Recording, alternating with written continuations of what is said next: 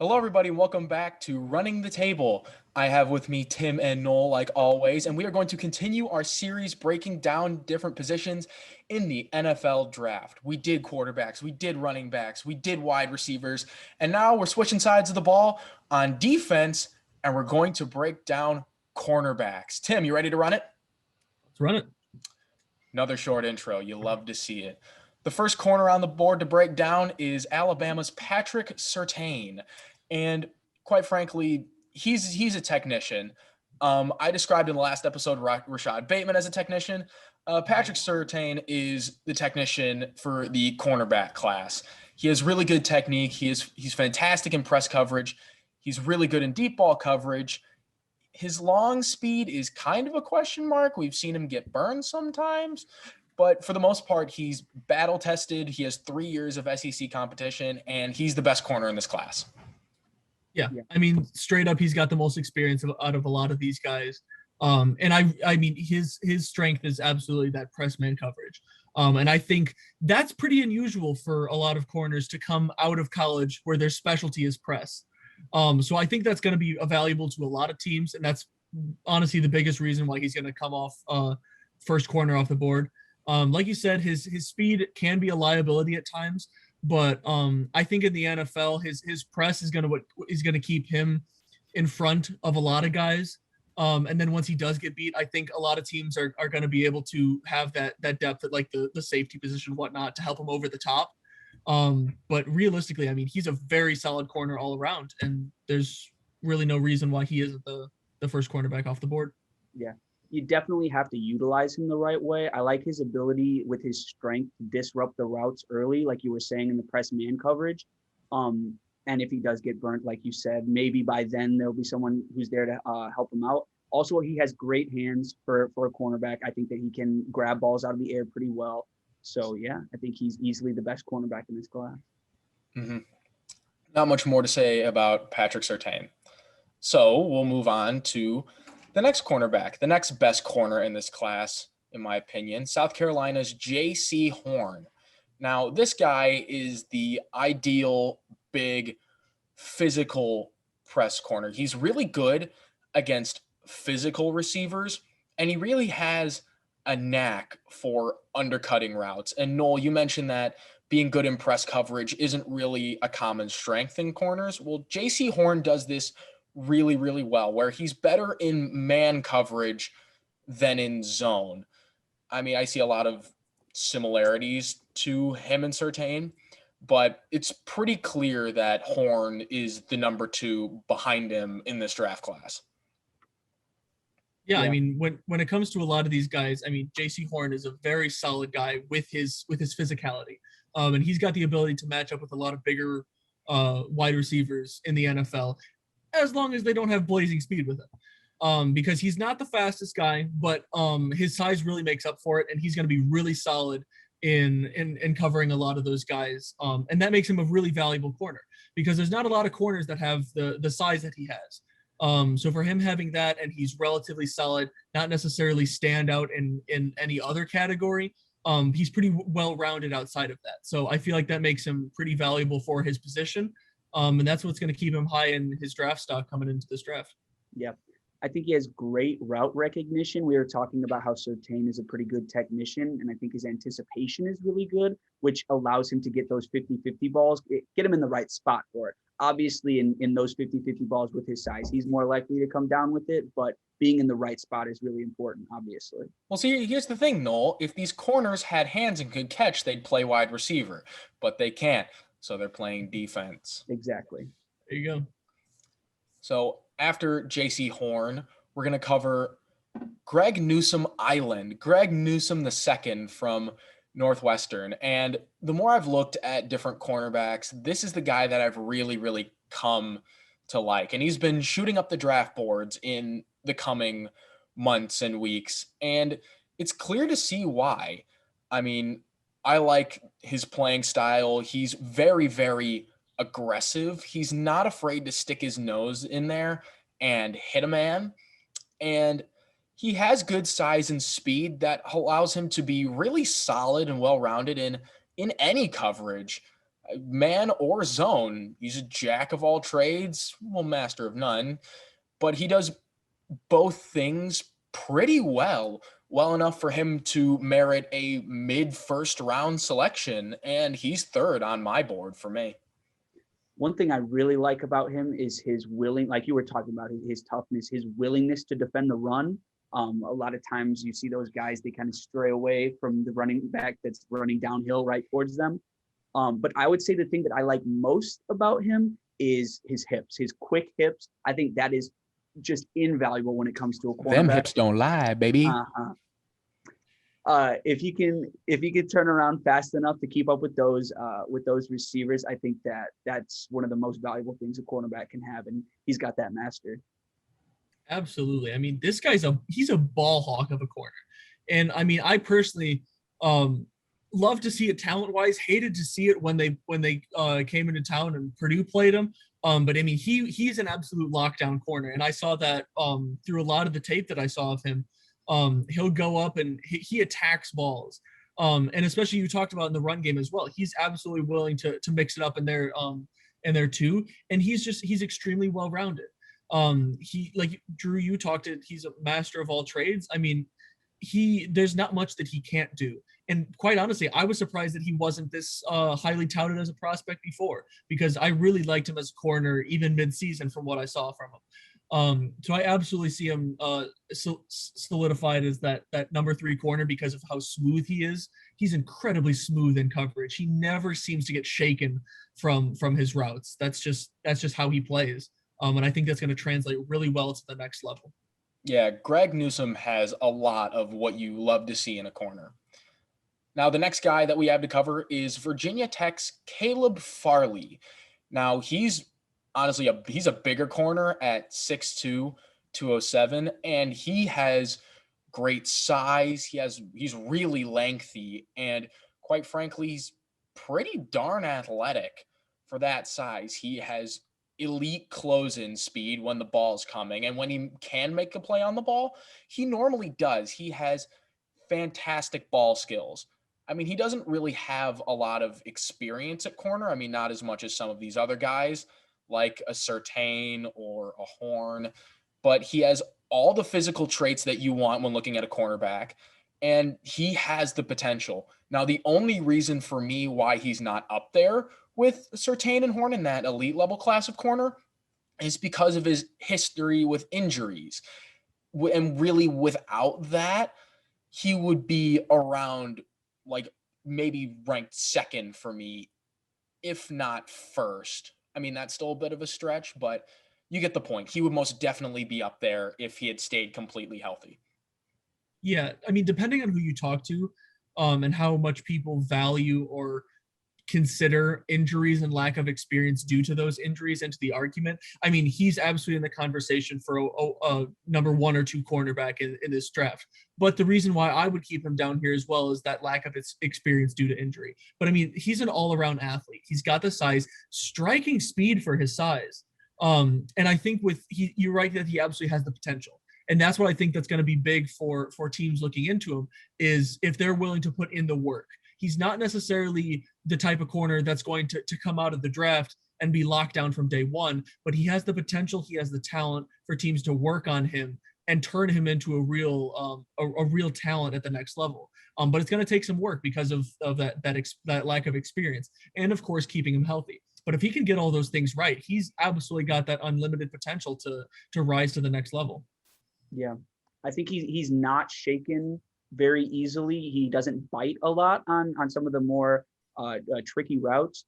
But one thing I don't really like about him is his tendency to not turn his head around in time. He's very often he's locked right onto the receiver and where they're going, which obviously it's hard to do when you're the one chasing the guy. But if he can't get that fixed by the time he gets to the NFL with as strict penalties, the refs that are could be in a the big NFL, thing for him.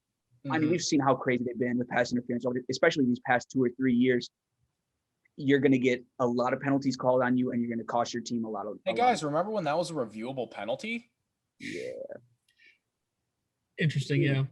But if it was already, I mean, we saw the whole "what is a catch" about, what was that, 3 or 4 years ago. They finally got that down. I think it's about time to get I'm that glad down. we do. I'm so glad we defined what a catch is.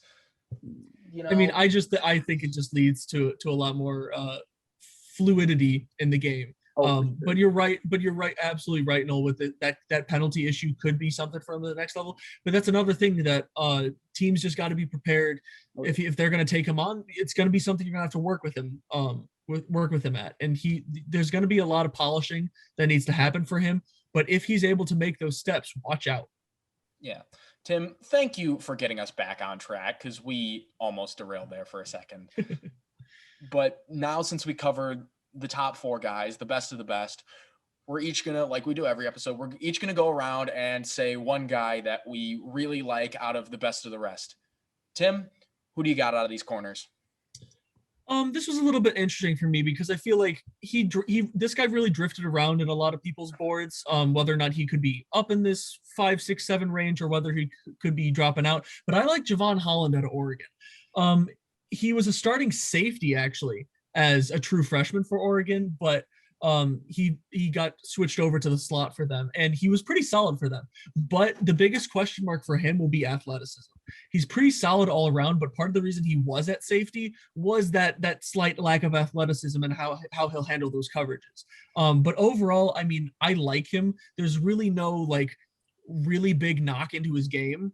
That athleticism is your biggest question mark. But other than that, I think he has the potential to round into a pretty solid corner at the next level. He's not going to be your top of the line guy for any team by any means. But if you're talking about drafting him mid-late second round, if he drops to early third, I feel like that's absolutely an opportunity for teams to go and snatch him up as a guy that you can work into your starting 4 on that secondary. Mm-hmm. Yeah, well, Tim, the thing that you touched on about Javon Holland is that he's versatile. He can play both corner and safety, and I honestly think he'll do so, bounce around both of those places in the secondary. I mean, he has really good instincts. He has above average ball skills. He's willing and able to help in run support.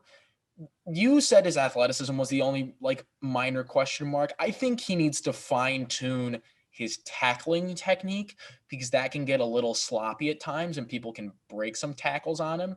But then again, nothing too major that can't be fixed with good coaching at the next level. Yeah. I think something interesting about him is he usually plays for the ball, which is not something that a lot of corners do all the time. I mean, obviously you're going up for the ball, but that can be a good thing and a bad thing because you can get burned really easily if you're playing for the ball. But I think he's a great prospect. And I think it's always interesting to see these guys who are like their fringe position. They can play both of them. I think a guy we've seen in the past few years has been Jabril Peppers, and obviously he's had a pretty successful career thus far. So I think it'll be interesting to see how this goes for him. Mm-hmm. Noel, who do you have as the guy that you like? So I personally, out of UCF, I have, sorry, my laptop is being crazy right now. I have Aaron Robinson out of UCF. One thing I had talked about previously is the quick hips. I love quick hips on a corner because it just allows them to make sure that there's no separation there. Noel's a big hips guy. Noel's a big hips guy over here, frankly. I think with that ability to not get as much separation between him and the receiver, that's really valuable. He's a great, strong tackler. He'll bring a guy down. He doesn't let a lot of guys slip out of his arms. I'd say one problem is he's very analytical about the game. He likes to look around the field. He likes to see what's going on. Well, obviously, that's a good thing. He's very well versed in the game of football. He gets kind of paralyzed sometimes. He gets caught looking as the guy runs past him, which is not always the best thing, but I kind of see him as that 5th best corner in this draft class. Yeah. I mean, like when it comes in terms of corners, I mean, he's pretty solid all around. And one of the things that really sticks out is his press coverage as well. And I think that a big part of that has to do with, you talk about those quick hips. If you don't have quick hips, you're not going to do well in press coverage because the guys are just going to get that first step on you and you're gone. But overall, I mean, he's really solid tackling, like you said, and in that press coverage. Now, you talk about big mistakes, getting those like caught looking situations. That's your number one way to get burned bad. So that's something that I think he absolutely will have to look at and try to eliminate from his game as fast as possible. But I mean, at the next level, they're absolutely going to talk to him about that. And I think because of how analytical he is, I think that actually will translate well to how he looks at the next level and how he kind of analyzes coverages, as long as he learns to do it right. Exactly. But there's not a lot of corners who are kind of those like field generals in a way on that back line. He's gonna look all over the field and start identifying things before they happen. I think he absolutely has the ability to do that if he's able to kind of knock that aspect down. Yeah, I mean, the both of you really hit everything that makes Aaron Robinson a good prospect. He's got the hips, he has the press coverage and the intellect. Tim, I agree with you. Like when he's not caught napping out there, that intellect and the analytical way to look at the game is really going to help him translate to the next level. And that's really a valuable tool that he can use. But yeah, you guys basically just summed it up. But the guy I really want to get into is Ahmed Samuel Jr. And as a Miami fan, I don't really like guys from Florida State, but I'll make an exception for Ahmed Samuel Jr. because he's not the biggest guy in the world. He's 5'10", 184. But what he lacks in size, he makes up for in tenacity. He has fantastic instincts and ball skills. He's the definition of a ball hawk. He jumps the routes, and he always seems to be somewhere around the football. And for his size, for that smaller frame, he has impressive tackling ability. He may not always arm tackle you, but he is going to hit you, and he is going to hit you hard. And where he's lacking, I think he makes up for it more than enough with the skills that he has. Noel, I see that face, and it's very clear that you disagree with me, but I really like Ahmed Samuel here. I'm not going to say that I dislike him, right? Obviously, football instincts are something that you can't really teach. And so the guys that have it, Very valuable. You really want them on your team. However, he's not big and he's not fast. He lacks speed. He lacks that burning speed to keep up with those guys, and especially speed over a long distance. So my fear is that he can get burnt more than any of these other guys in the draft, because not only can he get burnt over the top where someone just straight up outruns him, he might get mossed, honestly. But yeah, like you said, I think with a guy who can hit as hard as he can and can tackle like him, I think that he's really valuable for a team. Yeah, I mean, I think he really is pretty valuable given his size and his skill set.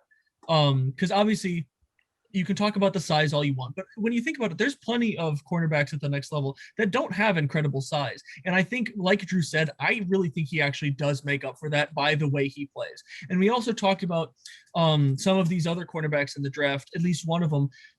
You have to use him the right way.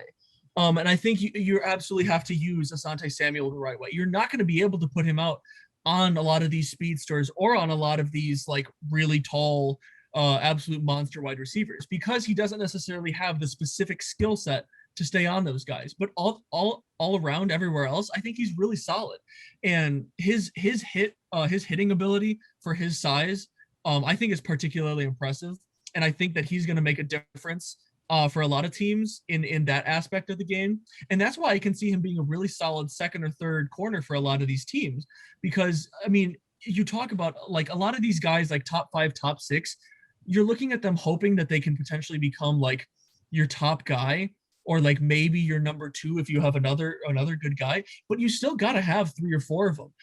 And when it comes to all of these guys in this draft class, not the most stunning cornerback draft class. So if you're looking to round out your defense and you're not looking to pick up like a top of the line corner, I think he's absolutely a great guy to go with because of the fact that he's got a lot of stuff that you can work with as a coach and as an organization. Yeah, that pretty much sums it right about up. But that'll do it as we just ran through the best corners of the 2021 NFL draft class. If you guys want to see our previous position breakdowns, we have quarterbacks, wide receivers, running backs. We have a mock draft that we did. We'll be doing another one of those closer to draft day. You guys want to see any other positional breakdowns? Let us know. But yeah, leave a like, subscribe, and until next time, we out. So, Tim, you want to talk about Shaun Wade? Shaun Wade.